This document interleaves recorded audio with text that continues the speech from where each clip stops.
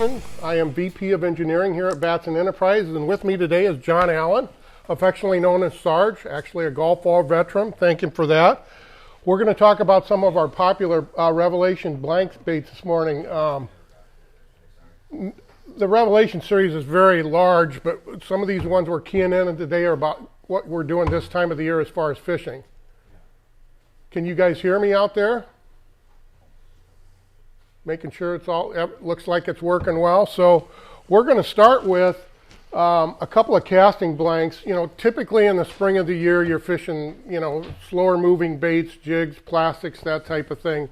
Our Revelation 7.2M, REVC 7.2M, I'm going to have Sarge hold the tip of this, and I'm going to flex this in front of you so you can kind of get an idea of what the action looks like. Obviously pretty fast tipped. This one is rated 10 to 17, quarter to 3/4, so it works great with like a 3/8 ounce jig or, you know, typical spring size that you're going to be using with plastics attached to it, or it's going to work well with Tokyo rigs, which have become super popular. By the way, if you haven't used one of those, it's incredible how moss-free they stay because the weight's on the bottom and the hook is up above the bottom. Give them a try if you haven't tried it out yet. If you notice the way when I flex this again, I want you to see it. You can see that the tip loads up, and it's designed to load with those bait range that I just described, you know, quarter to 3/4 ounce. But it's got that hard shutoff, so when you do go to set the hook, you can penetrate the, you know, the roof of the mouth or wherever the bass has got a hold of it real well. Really, really popular model. The next one we're going to talk about is basically the same rod, but this is the 7.2MH. And if you look at the profile, it looks very similar to the 7.2M, but it has a little bit more power in the butt and it's slightly stiffer in the tip. This one's rated 3/8 to 1 ounce, and it's 10 to 20 pound test. Obviously, braid, you'd be running a little bit heavier. That's probably my favorite go-to rod when I'm fishing a jig. If I'm using the Revelation series, very, very popular model for us. We sell a lot of them. I know John likes that, the heavier actions like that. This guy probably spends at least 100 days a year on the water. Quit telling on me. I had to jump over the fence to do that. He's got a 21-foot boat with a 250. He's out chasing them all the time. Grew up fishing bass in Texas. One of our most valuable pro staff guys. He does a lot of testing for us and has been with us, what, 4 or 5 years now, I think? Yeah. At least, you know, kind of regularly all the time. Right. I've been a Rain Shadow fan for many years. Back when I first moved out here in '93, after getting out of the Marine Corps, I fished Rain Shadow stuff on the rivers for steelhead, and that's where I became accustomed with them. And then I got back to my true love, which is bass fishing. And like I said, these Rain Shadow rods they're tough. Okay, the Revelation is one of my favorite blanks because little ongoing joke around here is it Bill and Sarge proof, you know, because I can tear up an iron anvil with a rubber hammer. That's just in my nature. I go hard when I go. But this rod right here, like I said, it's for those lighter baits, those 3/8. I prefer like a soft plastic, perhaps a chigger craw or a Berkeley's Devil Spear or something like that. And I got a pretty wicked hook set. And I like the way that this rod will back that hook set up because I fish a lot of brush. And when I pull, if you pull hard, they come easy, especially with these Revelation blanks. They're tough, and they'll stand up to what you got to do if you're a hard fisherman like myself. Now, one of the most popular lakes that we fish out here is called Potholes. It's in the central part of the state, and it's basically an irrigation reservoir, so the water level goes up and down a lot. But in the spring, they're bringing it up, and there's a lot of flooded willows and things like that you have to be able to get the fish out of in a hurry. Right. That 7.2 medium heavy is going to be the blank of choice without question. Stay tuned today, too, because we are going to be giving away either a drop shot rod or a crankbait rod that's all built up, so make sure you're staying in line. And we also have some jigs and spinner baits that I actually put together myself. I've been building lures for close to 35 years. Both these are really high quality, you know, value of about $15, and we're going to give each a jig and a spinner bait, and there'll be 4 sets of those going out the door. The next models we want to talk about in the Revelation series, and we're kind of keying this into what rods you use in the springtime, are these models right here. Let me change this around a little bit. And by the way, if you're a rod builder, you can go to guidespacing.com and click on the link that says forums. And then there's another link in there that links you to all our new build sheets, which are incredible. They show you how the handle goes, what the guide spacing is, what size guides to use, and whatever. They're really detailed, actually CAD drawings that we developed, and it makes it a lot easier for the first-time builder, knowing where to put what parts and all of that. And we custom fit everything, so a lot of the work is already done for you. But these next models we wanted to talk about, last year I developed a couple new blanks. And again, spinner baits are popular in the spring of the year. A lot of times you're slow rolling them or whatever. The REVC 6.9 medium, moderate, fast. It's a little bit more of a parabolic action. John's going to pull it up here. Let's see. You see better than me. Right here. So if you look at this one compared to the ones we showed you a minute ago, you're going to notice it's not quite as fast tipped. See how it's a little slower up there? It's a little bit better for like a spinner bait or a square bill. This is also a good square bill rod, by the way. Square bills meaning crankbaits that run shallow with a square plastic bill on it become really popular in a lot of situations, because when a spinner bait doesn't work, sometimes a square bill will. So this new 6.9 medium, moderate, fast has become really popular. Then we added another one as well, which is the 7.3 version, which is this one. And if you look at this action, similar, but this is designed primarily with what a bladed jig, or what I call a chatterbait. Again, very popular presentation in the spring, great over emerging vegetation, makes the jig wobble a little bit more. I prefer blanks that are just a touch slower. They load through the middle when you're making a longer cast, but they have plenty of power in the butt to set the hook. Really an outstanding, and these have actually sold quite well. We're having a hard time keeping them in stock, but they great new models that we introduced about a year ago. Probably the other one that we were going to discuss is the Revelation Spin, and it's a 6.8 MXF. A little bit shorter rod, but now when you look at this one, you see how the tip is very fast.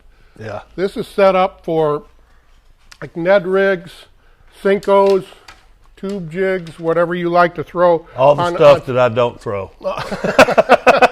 That's Big Mike's game, yeah. This is in my reel room. I like to finesse fish a lot. That 6.8 MXF has been a mainstay in our product line for many, many years. Very, very popular. Works incredibly well. One thing about the Revelation series, it's a blend of a couple different materials. It's traditionally what we do is use the stronger graphite near the tip region, then we reinforce and give lifting power with a higher modulus graphite. So it helps with the durability. The overall concept when I was working on these was we tried to take the diameters of them down a little bit, increase the wall thickness slightly so they had better break strengths in the bottom end of the rod, without question. Very, very durable. We did some checking the other day versus how many blanks we sell and how many returned. It was 0.2%. We essentially don't see broken rods back here at all for the most part. And the Revelation series is our best overall selling bass series. So incredible performing rods. We've got, I mean, this is just giveaway time, I'm being told. So I'm going to let Holly tell me your name. Wayne Bird. Huh? Wayne Bird. Wade Bird. Wayne Bird. Congratulations, Wayne. That's a direct message and we'll get it out. Yeah, send a direct message. You know how the program goes. We'll get these out to you. This is a great looking bait. It's kind of a unique looking spinner bait. You don't see it around. And I guarantee you when Big Mike builds a spinner bait, it's of the highest quality. He uses top quality ball bearings, and that's the key to it right there. And it's just a good looking bait. And I'll guarantee you right now, I need to be throwing this thing because I could be catching fish right now. Right now, I could be there.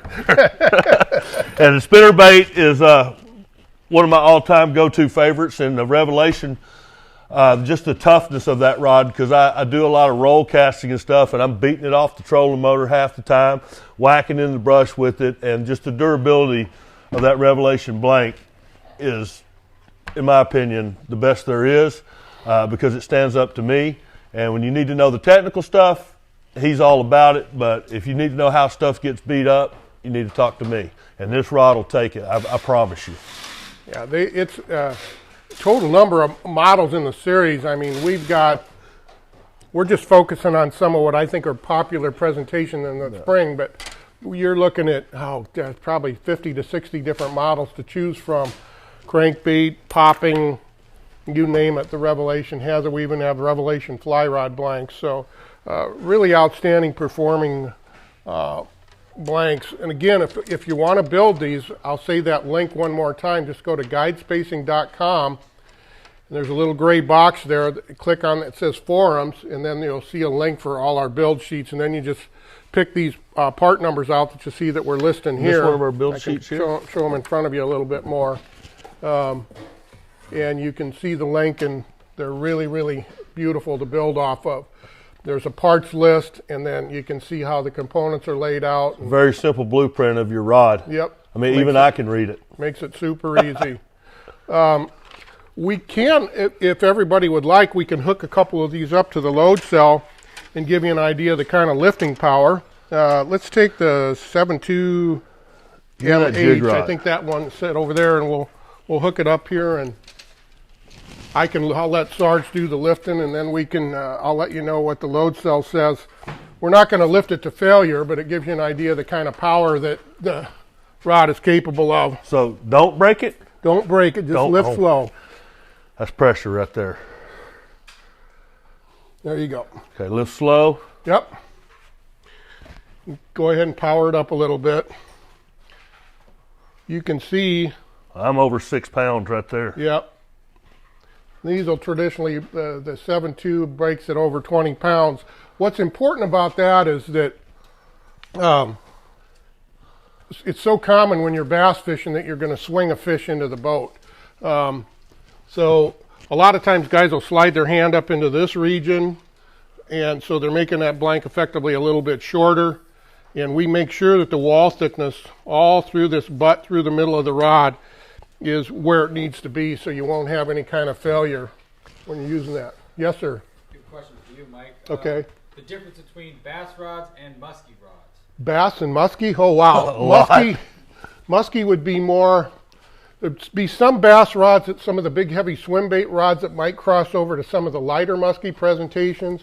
Primarily length, diameter, wall thickness, and then weight range. Muskie rods, at least the ones we have, you know, some of them are 3 to 8 ounces. Some are going to be 1 to 4 for throwing bucktails and things like that. It just depends on the presentation. You know, typically muskie fishing, a guy will have a jerkbait rod, which is a big heavy lure that you work slowly. You'll have a bucktail rod, which is a big inline spinner, or you know, a huge spinner bait that might weigh 2 ounces. Then there's the really super heavy ones. You'll be throwing big heavy plastics like bulldogs and things like that late in the fall. You might be sucker fishing. But the big thing is the added length. And with muskie fishing, the big thing presentation-wise that you do is they tend to follow baits back to the boat, and you want to do a figure 8. And the longer the blank that you have, we make them, I think they're 7.6 and 8.6 is our two lengths that or 7.10 and 8.10. The longer rod allows you to make a bigger arc so the fish doesn't have to turn real sharp to keep following the bait. It also allows you, if you're on a raised casting platform like most boats are, to dip that tip into the water and keep that bait submerged a little bit when they follow. But again, it's mainly the lifting power. You know, there are bass swim baits that are popular in certain parts of the country that could be used on a muskie blank, but they would tend to be a little bit too heavy to load properly. There could, like I said, there could be some crossover there with the bucktail action, or some of the heavy swim bait blanks that we use could be used as a muskie blank. But lifting power, wall thickness, the diameter of the blank is considerably larger. Most of these use, you know, reel seats that have a 13 to 14 ID millimeter. A muskie rod's going to be in that 18 millimeter diameter where you're going to place the reel seat. Yes, sir. Kind of an interesting technical question from Keith. Has anybody ever measured the load, or what do you estimate the load when you're swinging a bass, say a 3-pound bass, into the boat? Oh boy, that's a real technical mathematical equation, and I've actually talked to some physics engineers, and nobody has really been able to come up with a quantitative way to do that properly, because there's so many variables involved. But the thing that's important, what we do is we put the blank in the situation that it's going to be used prior to when we're going to bring it out. So this is one of our guys that we use a lot when I'm testing for strength. I got a little bit, excuse me, Mike, but I got a little bit of a real life answer to that question. Okay, I just returned earlier in the year from Lake Bacharach down in Mexico, and I spent basically 5 days with this blank. Was my favorite because they were fishing, they were biting the jig down there pretty good, and I was boat flipping 3 to 6 pounders and not even thinking about it. I mean, one, because down there the fish are plentiful and of that quality, so if you lose a 5 or 6 pounder, it's not the end of the day like it is a lot of places that we fish. But down there, just due to the quality of the fish and the numbers of the fish, I can tell you that this blank right here, I personally flip anywhere from 30 to 40 fish a day over the rail. The guy down there would be going grabbing for the net every time, and I said, no net, no net. And the secret is just be smart. Guide your fish when he comes around, and he's got that momentum coming around, and then just make that lift right into the boat, and it'll do it all the time. Like I said, I've boat flipped 5 and 6 pounders. And what model is that again? This is the jig rod, isn't it? Yeah, the 7.2 medium heavy. The 7.2 medium heavy. Yep. Just like this, and I had 0 failures on it, no cracking, no nothing. And matter of fact, I'm going to be using that exact same rod in a big bass tournament tomorrow on Potholes Lake for Berkeley Big Bass, and hopefully I'll get the boat flip one of them grandes, and we'll see what happens. Swinging a 6 pounder. My partner is going to be mad because they're all net guys. I'm personally just not a net guy nor a sportsman like Mike. Mike likes to use the ultralights and play with the fish and get them in and get them all tired out. I'll admire them in the bottom of the boat after they've landed in there, and then that's when I become a sportsman. You know it's right. Oh, he's a character too. To continue with that last question a little bit, when we design these blanks, we blend materials. So, and I mentioned this a little bit earlier, but the main pattern of the rod is made out of a material that has a little bit higher strain rate, which is designed, so it means it can hinge and take a little bit more, so it can lift without breaking. Then we get the stiffness in the butt by adding a much higher modulus material in the bottom 2/3 of the blank, so that's what gives you that lifting power, but you're not asking it to bend like you do the upper third of the rod. So by blending those materials, it makes them very, very durable. Again, I wish I could tell you a simple formula to do that, but I have literally talked to the Dean of Engineering at the University of Washington, the local physics high school guy, and nobody's been able to come up with a way to do that quantitatively because there's so many variables involved. But do you have another question? Or Let's do a giveaway. Okay. Right on. Let's see here. Random. Kurt Chilson. Kurt Chilson? Yep. All right, congratulations, Kurt. Send us a message. Oh, we'll give you one of my favorite spinner baits. Doesn't really matter what spinner bait you use as long as it's gold and chartreuse. Same way with the jig. They all work as long as they're black and blue. That's just the way I was brought up in it, you know. And like I said, I'm not really a technical guy. The rod father here, as I affectionately call him, he knows more and has probably forgot more about every type of fishing in the world that I ever knew. But Mike's a lot of fun to fish with, and it's very informative because when you make that cast, and it's a nice long cast or the perfect flip into the bush, he can explain to you the mechanics of how that rod was built and why it landed there. I personally think it's due to my outstanding skill. but obviously So it's in the equipment. Okay, I got enough. a question. Which one of you is Bill and which one of you is Eden? Oh my God. Oh, well, I'm better looking than Bill. Yeah, this is Eden for sure. Yeah, but because I am better looking than I'm Bill. the old so, ugly guy. This yeah. is the young hot rod right here. So I guess I'll take that. We but- hope they're having fun where they're at. I'm not going to say where, but Eden turned 21, so they took her on a special trip. I had another question from earlier. Moderate glass crankbait. Do you each have a favorite? Sarge is real fond of the Judge. Yes, sir. I think it's the 710. For the bigger stuff, but I also like the 7.2 that you got Yeah, me for the yeah. smaller lipless and stuff. But yeah, that Judge crankbait rod, whether you're throwing square bills or deep divers or what, that 710, in my opinion, which, I think am I entitled to an opinion here? Yeah. I get one? Okay, cool. It's the best crankbait rod in the world, bar none. And I've used a few. And I come back to it. It doesn't look like your normal crankbait rod with the big fat tube and Right. at the end and the way that they're normally built. But I assure you that the action and the power and just the ratio that my crankbait fish stay hooked up to that rod is bar none. Can't touch it. We've got a number of models that are currently in the line in both the Judge, and then we have our RX4 glass crankbait rods. We are introducing two models July 1st. One's going to be a 6.2 combination spinnerbait, square bill, chatterbait rod that's with linear S-glass, and then a new 7.2, and that's going to be optimized for the 3/8 to half-ounce range of baits, which is really what a lot of guys throw. The difference with those compared to what we have out now is we're using a linear S-glass and with a little bit of graphite in the back end, and S-glass is a little bit higher modulus. It dampens a little bit quicker, but all the glass runs we've sold oodles of them. And glass has kind of made a resurgence, not only in crankbait, but also we have, believe it or not, some S-glass fly rod blanks coming out for small streams. The action that you get from glass, you can design in graphite to a point, but it's just more forgiving. And, when you hook a fish on a crankbait, so commonly you may just have one hook or whatever and it's near their lips, okay?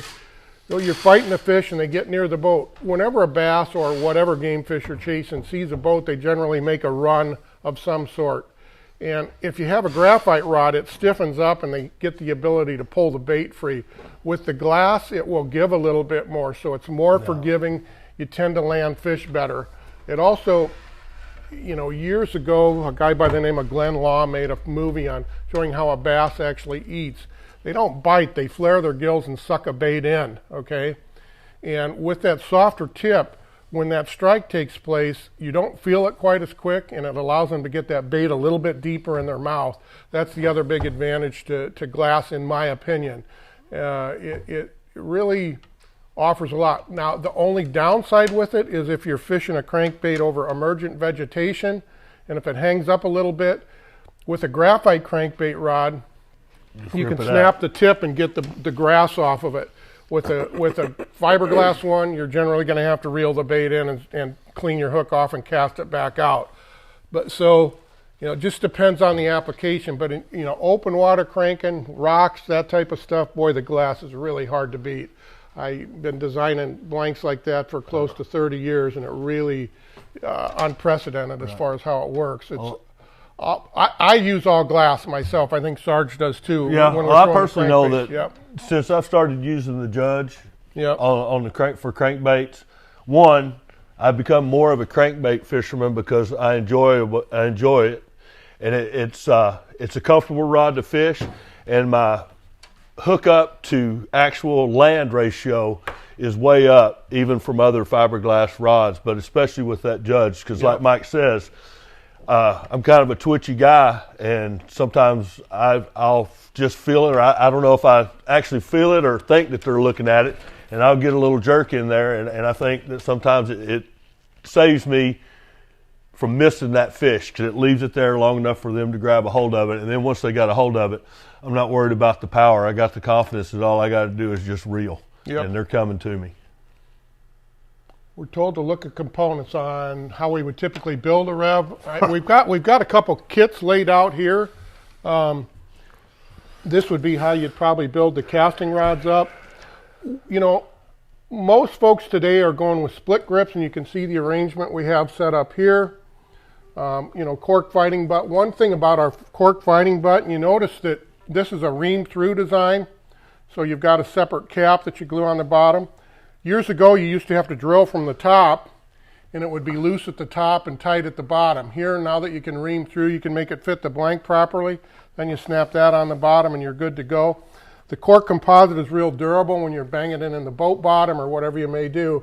This particular kit, we've got the nice aluminum line checks, which make it pop a little bit more. They're real pretty to look at. Then the cork and cork composite rear grip.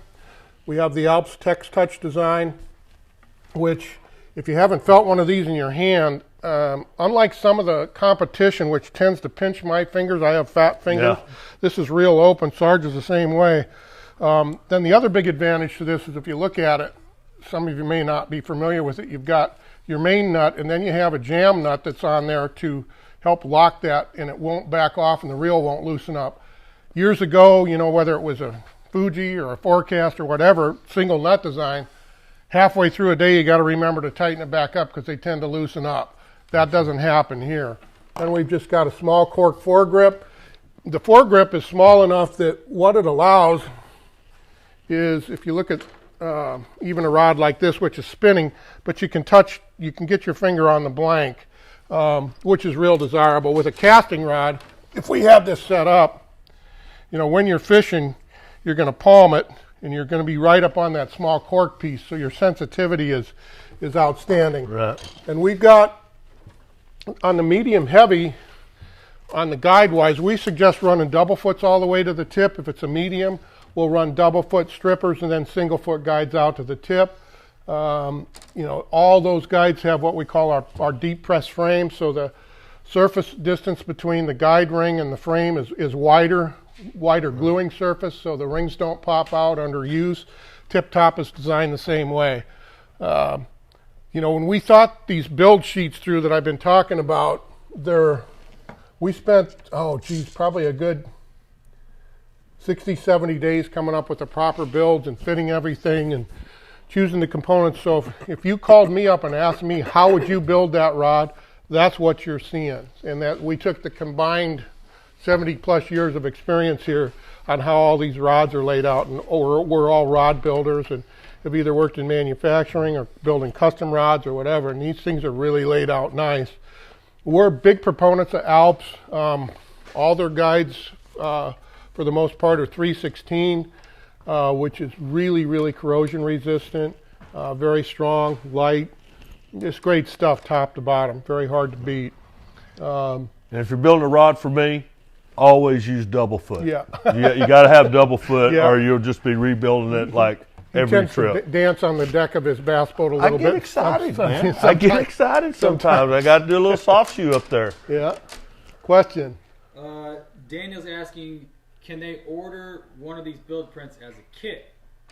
Which, sort of, they can. What you could do is you know, print it off, and then you could contact one of our distributors, say GetBid, or there's a number of other ones out there. I don't have all their names off the top of my head, but and just place the order according to what we have on the build sheet, and away they would go. And it all is generally stuff that is commonly stocked and everything else. So yeah, you can technically. And the second page there includes all Yeah, if you look at this, this is the second page.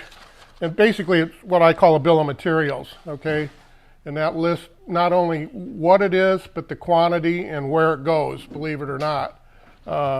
Makes it real simple to execute the build properly. So on that, I don't know if I held that up again, there's a quantity column. So if there's, 4 6s, it says so on and so forth. Yes, Jeff? Yeah, so in general, this year, what baits have been working good for you guys? For me, this time of year, I've been getting them on a soft plastic jig type situation. I'm going to throw a plug because everybody knows I'm a huge fan of the Berkeley Chigger Craw. That, and of course, one of Big Mike's spinner baits this time of year. This is how I find them. I usually either catch them on this or get them to show themselves. And if I miss them on the show, I go right back in there after them with a Chigger Craw or a Wacky Rig Cinco. And that seems to be the combination for me right now. Yeah.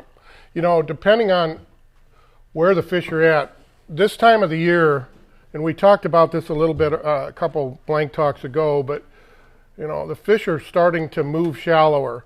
The water's warming up. So if they're in transition, you know, you might be working a jerk bait or a rattle trap, something that you can cover a lot of water with between, say, a secondary main lake point or whatever to where they're going to go spawn. Once they're up shallow, then you get into the jigs, spinner baits, that type of thing, or the Tokyo rigs, soft rig plastics, because they're generally up there. If they're actually on a bed, that could be a Ned rig, a tube, all those different things are applicable. But you kind of have, you know, I tend to like to fish the north part of a lake this time of year. It has the most sun exposure because we're getting long, the days are getting longer. And if there's any kind of a south wind, it's blowing that warm surface water towards the north. And generally you'll get a little, you know, 3 or 4 degree warmer water there than the rest of the lake. And that triggers those fish to move up a little bit sooner than other parts. You know, if you're looking at your locator, you can, you know, how the fish move. They might follow a creek channel.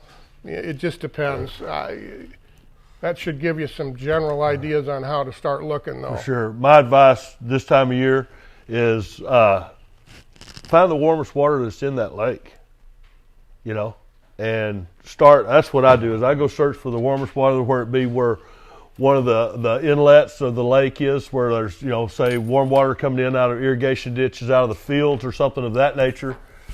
And I just start at that warm water. And like I said, I start out there on the deeper edge, and I'll probe it in there with that Chigger Craw or a jig, starting out in that 8 to 10, maybe even 12 foot of water, and then just move my way up.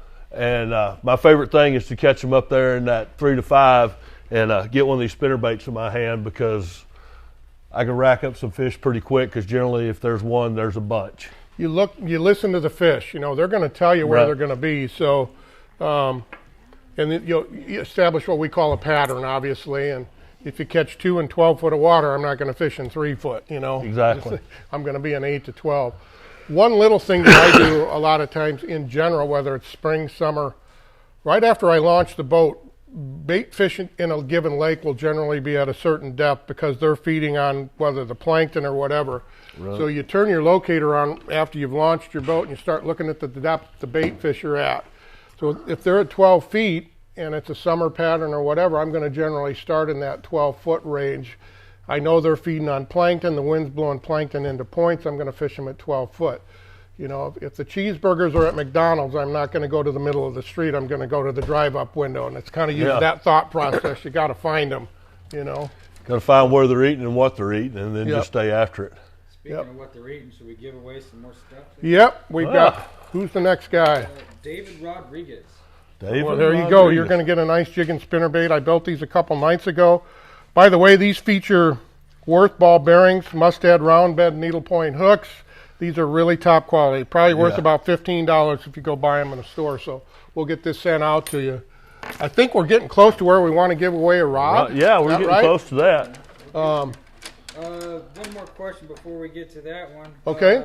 I think this one is from one of our new Finland guys. Okay. What is the most popular length on muskie pike stuff over here? Over here? In America. In America? Boy, the rods have gotten longer. I would say, you know, probably 8 foot, in that 8 foot range is, you know, 710 to 810. I can tell you this, I'm a big guy, all right? Throwing a real long rod all day, you better be ready, because it takes a man to fish those big baits all day long. But the advantage of that added length is what I described before. You know, you can make a wider figure 8. You can also dip it a little bit deeper. So, you know, for pike, I'd probably say the shorter ones.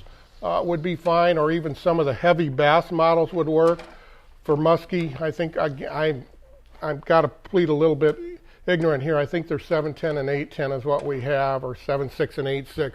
And they're the same power and stuff, they're just different lengths. So depending on your physique and your capability, if you're not a real big guy or whatever, I'd go with the shorter rod. You'll probably have better look. You know, years ago, muskie rods weren't long.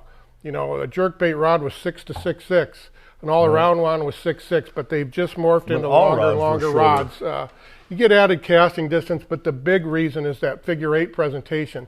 Probably, I'm going to throw a percentage out there, but probably 25 to 30% of the muskies are hooked doing a figure-8. Okay, they follow, they won't bite. They get near the boat, and you do that motion, and you know they'll pop that hit that bait. First of all, Bill and Eden tuned in, so. Oh boy. Okay, hi guys.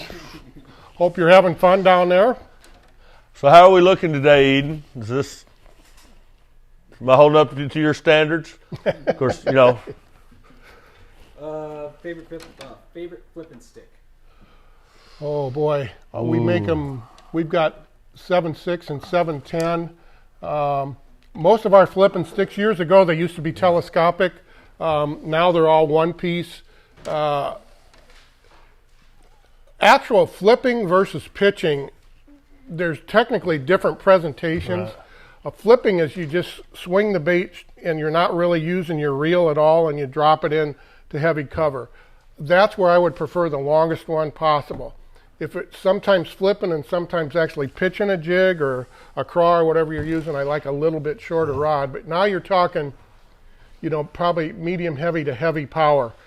Generally though, they're fish, you got to turn them out of the cover in a hurry. I'm going to have to refer to my notes. Open up that. Let me get you some specific I can models. refer to my notes. I know which one because I wrote it down what my flipping rod is. I use the 7.6 one. I like the 7.6 because I'm obviously shorter than Mike, and when I'm up on the bow of the boat, I can't get that action. I hit stuff. So I like the 7.6. The shorter rod works for me because I'm 5'9". But I'm using the Revelation C. You got a 7.6 heavy. Yep. The 7.6 heavy, and I typically use another power heavier than what most people do just because I am who I am.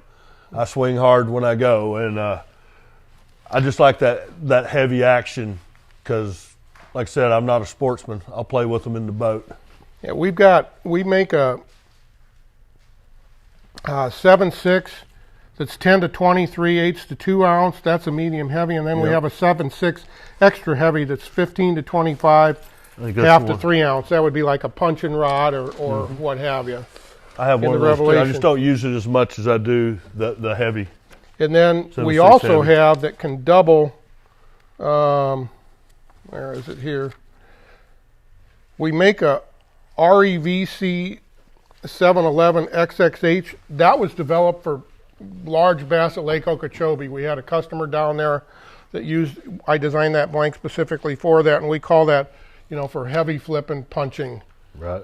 It's important to understand the difference though. Pitching and flipping aren't the same. Pitching is you're taking generally a little bit shorter rod and you're using the reel and you're throwing it, 40 feet, whatever. Flipping, it's a close, heavy cover presentation where you're just swinging the bait and dropping it in the water. Right. Guy in California, D. Thomas, came up with that 40 years ago. It's the guy who pioneered that. Do you know Ken Cram? I think I do. He says you're buying him lunch tomorrow. Okay, Ken. There you go. He also wondered if you'd ever caught a fish. Maybe. I think this one time at band camp. Or been a bouncer, yeah. Or been a what? Bouncer. Were you ever a bouncer? Maybe. I don't want to incriminate myself here. I'm a really nice guy. I love everyone. Some people just get hugged harder than others. We want to give away another jig and spinnerbait. Okay. Got one left. It's going to be... Who's the lucky guy or gal? Chad Lucart. There we go. Chad Lucart. We'll get that in the mail to you here shortly. All right. So who's getting excited to go fishing? Huh? Well, I mean, to talk about all this, all these rods. I'm in a warehouse full of rods. There's baits everywhere. I got to go fishing. Yeah. Today we are also giving the lucky winner either their choice here. We've got one of our RX6 SPs. It's a 843. It's a great all-around crankbait rod, really built up with top quality components. And then we have our RX6 822.5. I use this rod myself for either drop shot, Ned rigging, or whatever. We're just giving away one, so whoever wins, you can pick between these two models. We've got carbon grips on this one. These have the A-grade cork with all the fancy trim and all of that. Beautiful, beautiful rods, really nicely built. That's a nice, clean build on a spinning rod. Yes, it is. I really like this spinning rod. Everybody knows I'm not a spinning rod guy. I can be out there on my boat. I can have me either. 10, yeah. I can have 10 or 15 bait casters all laid out, never a snag all day. I can have 10 or 15 bait casters out and put one spinning rod in the mix, and I'm a soup sandwich. I've got line tangled up around my feet in the deals, and it's just, I don't know. I should be able to fish with one, but I never really learned how. When I was a kid, my granddad taught me how to fish with an old Abu Garcia, and I sat in the bottom of the boat many a time with tears in my eyes trying to figure out how to get that awful backlash out so I could get back to fishing. I grew up in the upper Midwest, and obviously spinning is real. I'm about 60-40 casting to spin, but I like to.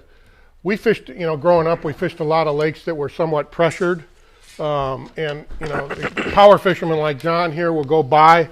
They'll catch a few, and then I would go behind them and use a lot of the finesse baits with spinning tackle and pick up a few more. You can argue all day long on what's the most effective way to fish, but we prefer, I've learned clear water finesse baits. Right. Used to fish the Mississippi River a lot, and same type of situation where a lot of times you're using a little bit smaller baits and what have you. So. Well, that's why Mike and I think that's why we fish pretty good together, because I'm up in the front of the boat just beating a hole in the water, and he's back there taking his time and picking up anything that I might have missed, and he's pretty good at it. It's impressive, and I've tried to transition just to improve my game, because to be a competitive, if you're going to be competitive, you better be pretty good at everything. You don't need any glaring weaknesses, and I'll be the first to admit that mine is a spinning rod. I'm good in open water because I can let them fly, but I get near a tree and I'm hung up. No control. A lot of guys are saying they're going fishing right after this show. Me too. I got a 5-hour drive and I'm out of here, man. He's headed out himself. Not me. Huh? Should we give the rod away? Yep. Yeah. All right, here we go. Who won? Scott McFalls. Which one did he prefer? Spinning or casting? So just tell him to send us a direct message, and he can pick one of those. Okay, perfect. Awesome. Good for you, Scott. Congratulations. You're going to enjoy this. Either one you get, it's going to be great. Yeah. You'll have fun. Any other questions? We got to let this guy out of here. He's foaming at the mouth. He wants to go fishing. I'm sorry. You guys. I got to go back to work now, but he's going fishing. Yeah, I am. I already got the dog in the truck, and the bags are packed, man. Yep. His boat's already there, so he wants to get out.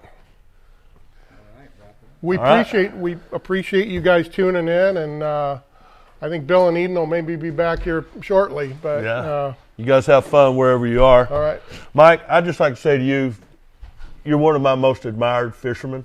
And it's always a pleasure to just interact, and especially when I get to fish with you, because you're just a wealth of knowledge on anything that's out there. We went trout fishing one day, and it's been interesting. John's one of my closest friends out here, if not my closest friend, and we met going fishing, and because he was on our pro staff, and we remained really close. I